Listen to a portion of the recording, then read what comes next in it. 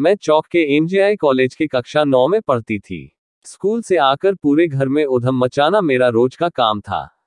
कभी घर में अमरूद के पेड़ पर चढ़ जाना तो कभी छत पर फ्रेंड्स के साथ गप्पे मारना। सब कुछ ऐसे ही चल रहा था।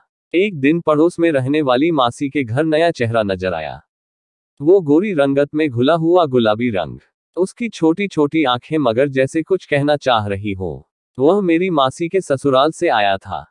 पता चला कि वह यहाँ पढ़ाई करने के लिए आया है और 10वीं का एग्जाम दे रहा था। अब तक मेरा रूटीन भी बदल गया। स्कूल से आने के बाद अब मैं खेलती नहीं थी। वो लड़का हर वक्त पढ़ाई करता था। उसकी देखा देखी मैं भी अपना वक्त अब पढ़ाई में ही देने लगी। जैसे ही मेरी नजर उन छोटी छोटी आंखों पर जाती वहीं टिक जाती।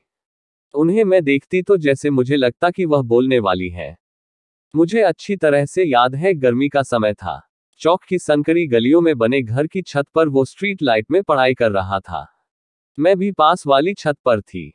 मेरे हाथ में किताब थी, लेकिन मेरी नजरें बार बार दूधिया रोशनी में चमकते हुए उस चेहरे की ओर ही जा रही थी। लेकिन वो बस जैसे उस किताब में खुद को खो देना चाह रहा था। अब तो रोज बस यही सब था और कितने दिन ऐसे ही चलता रहा। ना वो मुझसे कुछ बोला और न जाने क्यों मैं भी उससे कभी कुछ बोल नहीं पाई। कई बार उसकी नजरें भी मेरे चेहरे पर टिकी रहती थी।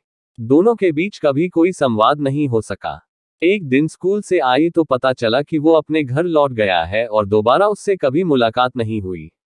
मेरी शादी हो चुकी है, लेकिन स्ट्रीट लाइट की दूधिया रोशनी में जब भी अकेली होती हूँ वो घुंघराले बालों वाला चेहरा न जाने क्यों याद आता है।